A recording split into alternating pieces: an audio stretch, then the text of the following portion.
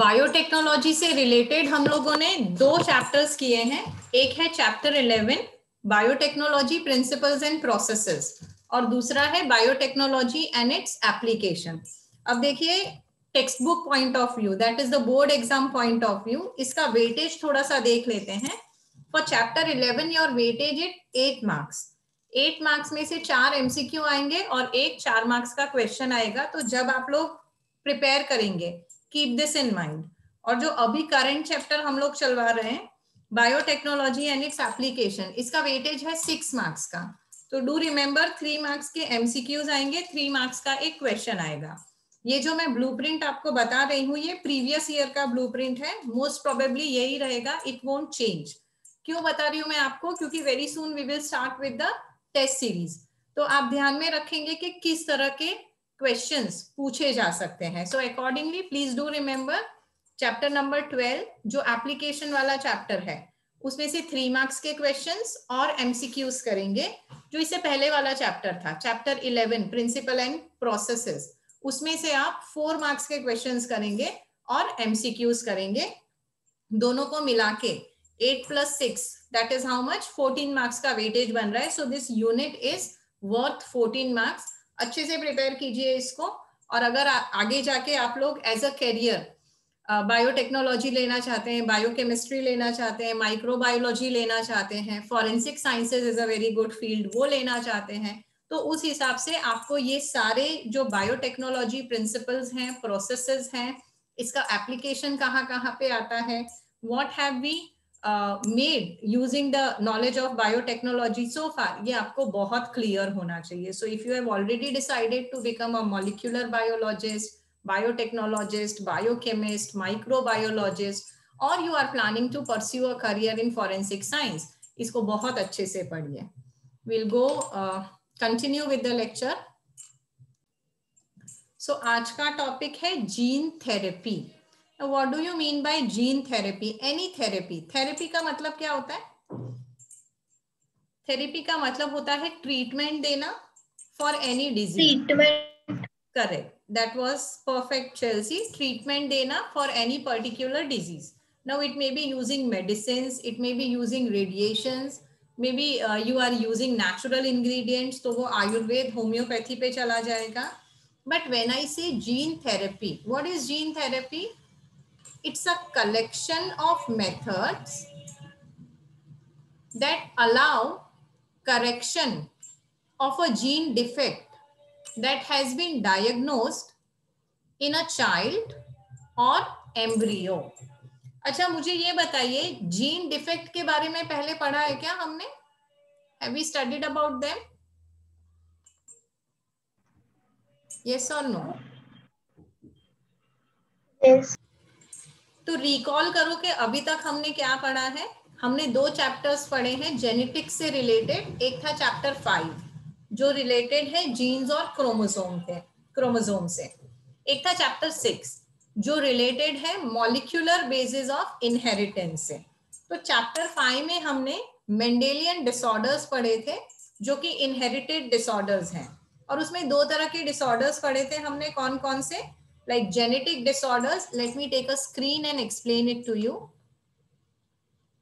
Revision हो जाएगा थोड़ा सा और कंसेप्ट क्लैरिटी आ जाएगी। So I am talking about genetic disorders. Genetic disorders का मतलब है जो इनहेरिट करते हैं हम अपने पेरेंट्स से। तो this will be there either in the embryo, मतलब आप पे डिपेंड करता है कि आप इसको कब डायग्नोस कर पाते हैं। अभी आजकल तो एम्ब्रियो में भी डायग्नोसिस पॉसिबल है, तो हम इनको कहाँ पे डायग्नोस करेंगे? एम्ब्रियोनिक स्टेजेस में डायग्नोस कर देंगे, डिलीवरी हुई है उसके पहले, या तो फिर you can diagnose it in child. तो ये जो जेनेटिक डिसऑर्डर्स थे इनको हम 2 चीजों में क्लासिफाई कर सकते हैं। कौन सी 2 चीजें? दे can be either Mendelian disorders, और जो दूसरे थे वो है chromosomal disorders. So when I से मेंडेलियन डिसऑर्डर्स, इसमें कौन कौन से एग्जांपल्स आ जाएंगे? इसमें एग्जांपल्स आ जाएंगे हीमोफीलिया, याद रखेंगे इस बात को एमसीक्यूज के लिए भी। cystic fibrosis, then you have sickle cell anemia, sickle cell anaemia को तो बहुत डिटेल में भी पढ़ा था हमने। कलर ब्लाइंडनेस हो गया। ये सारे ट्रेट्स अगेन वो सेक्स लिंक्ड हो सकते हैं और they can be normal chromosomes. So colour blindness is one. Then you have phenyl ketone urea,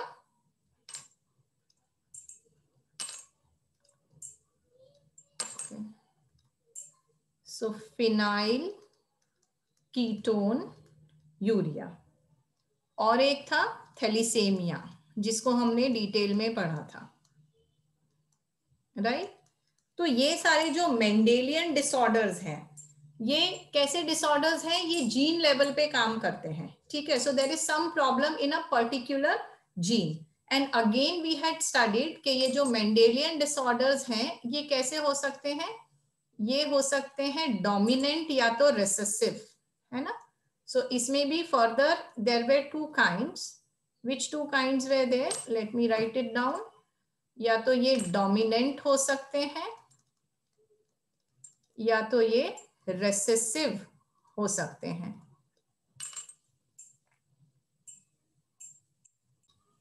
तो थोड़ा सा लास्ट टाइम का चैप्टर रिवाइज कर लेते हैं। चैप्टर 5 में जैसे मैंने आपको बताया, दो तरह के जेनेटिक डिसऑर्डर्स हो सकते हैं, Mendelian disorders and chromosomal disorders. ये सारे मेंडेलियन डिसऑर्डर्स के एग्जाम्पल हैं जहां पे जीन में कुछ प्रॉब्लम है। अब इसको आप दो तरीके से क्लासिफाई कर सकते हैं, इट कैन बी रेसेसिव और डोमिनेंट।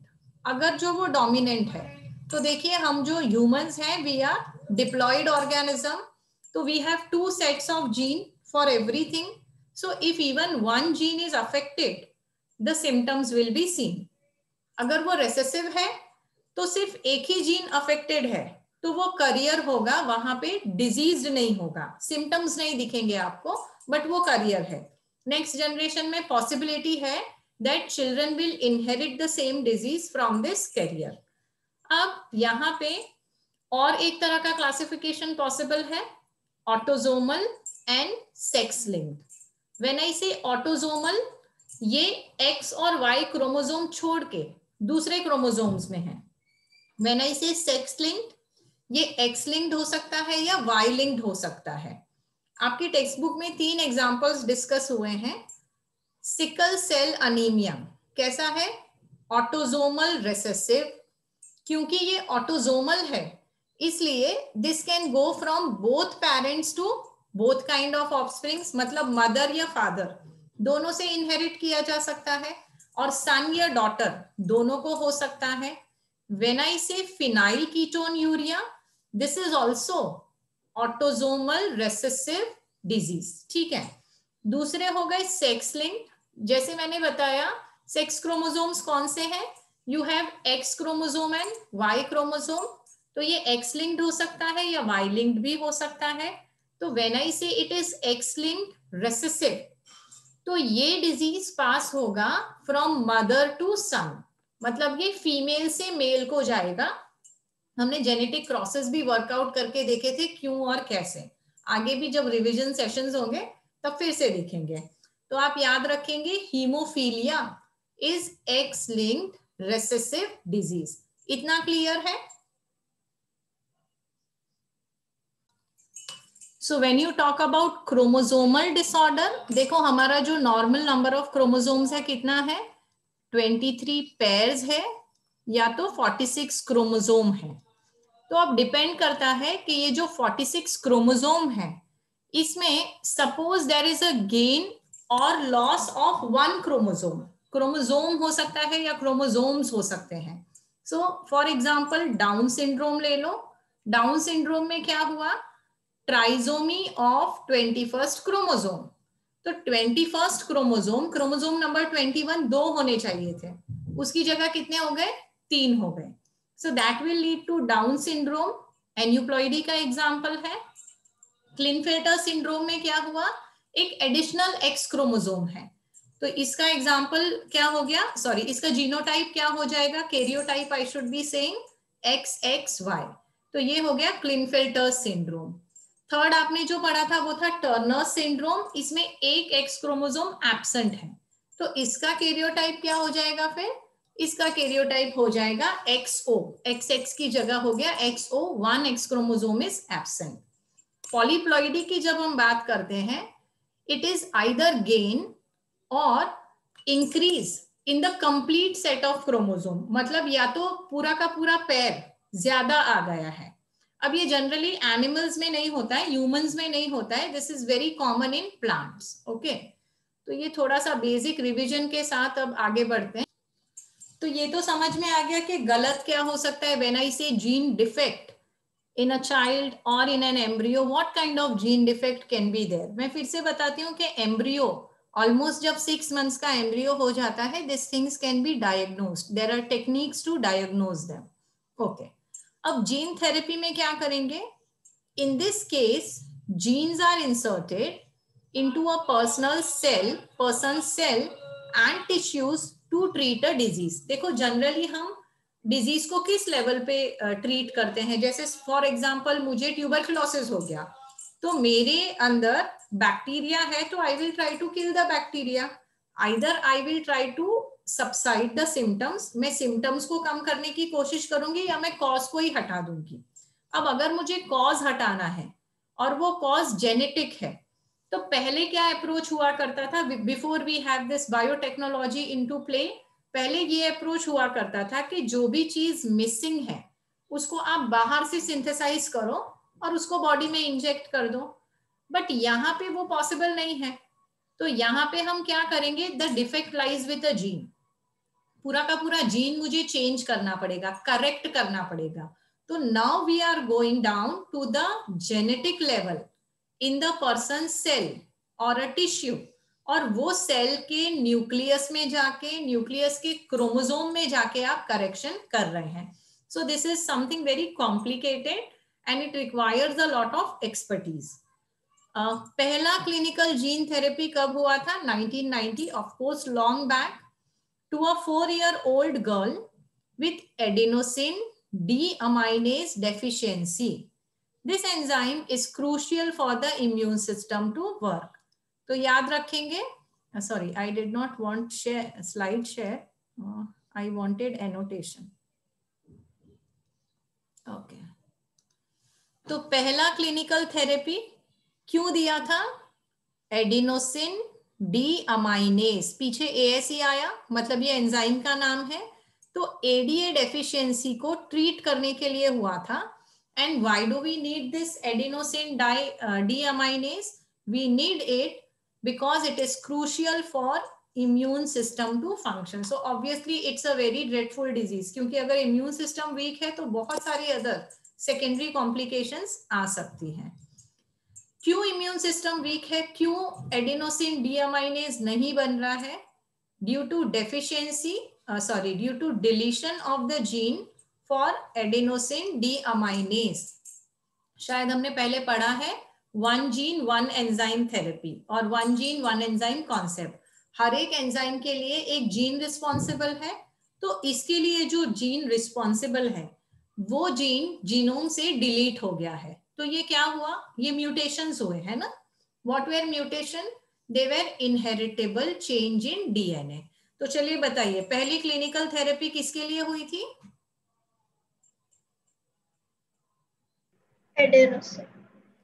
एडिनोसिन डीअमाइनेज डेफिशिएंसी के लिए। Okay, why is the enzyme required, for immune system, functioning of immune system, correct, और यहाँ पे वो पर्टिकुलर जीन डिलीट हो गया है। Let's go to the next slide.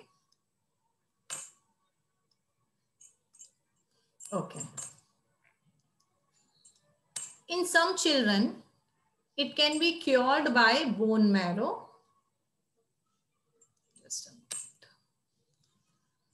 So in some children it can be cured by bone marrow transplantation or by enzyme replacement therapy, in which functional ADA is given to patient by injection। तो जैसे मैंने आपको बताया कि जो missing है, हम वो बाहर से इंजेक्ट कर देंगे, बट उसमें कॉम्प्लिकेशंस आ सकती है। What complications? देखो आपकी बॉडी उसको कितना एक्सेप्ट करती है, उसके फंक्शनल रोल्स की एफिशिएंसी कितनी रहती है, क्योंकि हमने इसको बाहर इन विट्रो सिंथेसाइज किया है।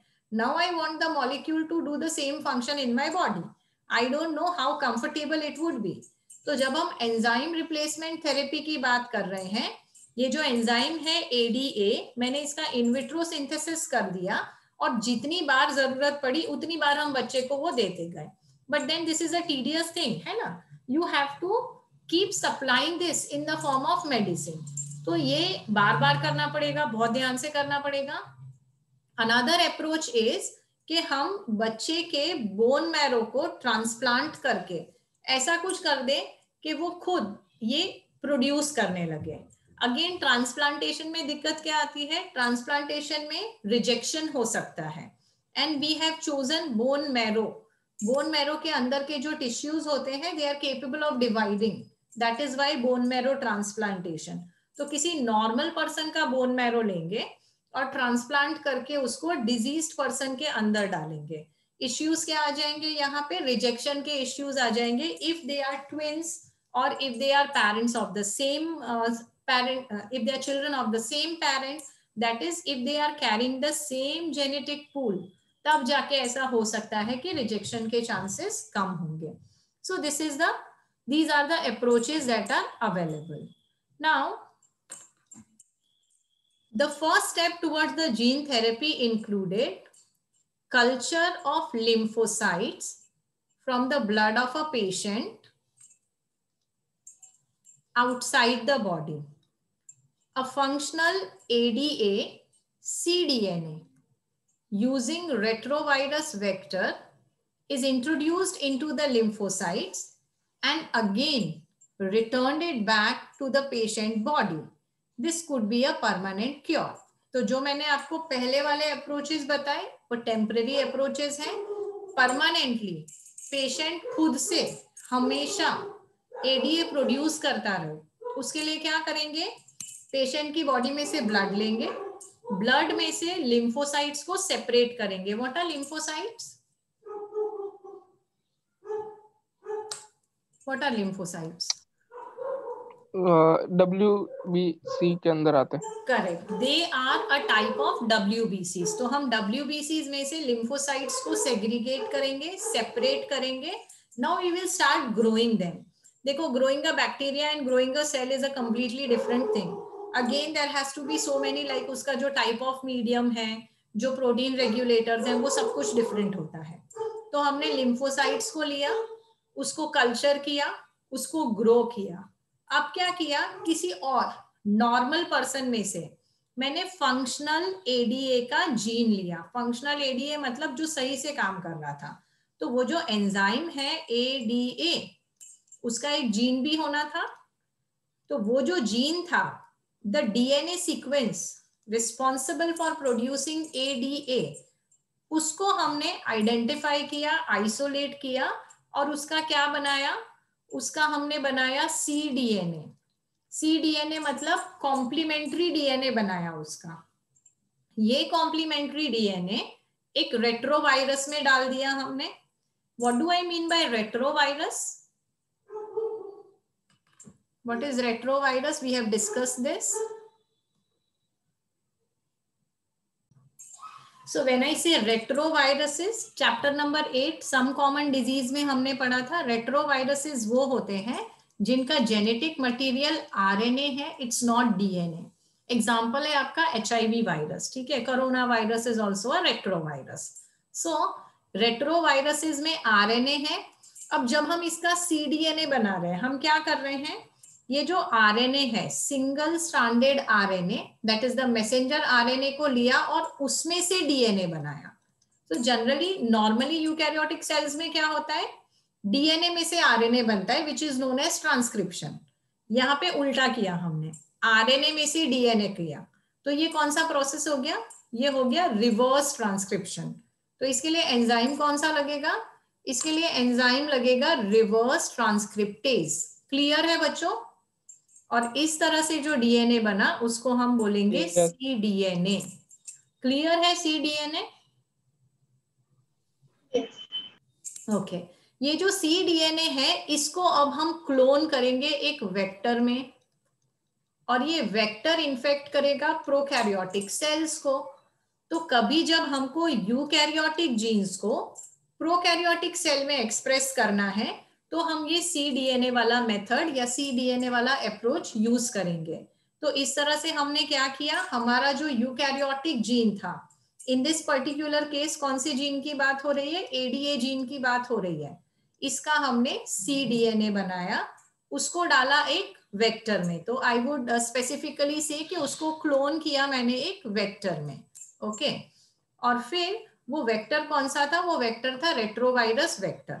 अब ये रेट्रोवायरस वेक्टर को दोबारा इंट्रोड्यूस किया लिम्फोसाइट में। ठीक है, तो अब जो लिम्फोसाइट्स जिसके अंदर एडीए का जीन नहीं था, हमने एक टैक्सी में बिठा के उसको डिलीवर कर दिया लिम्फोसाइट में। टैक्सी कौन सी यूज की, रेट्रोवायरस वेक्टर। और किसको डिलीवर किया, cDNA को डिलीवर किया। किसके cDNA को, एडीए के cDNA को।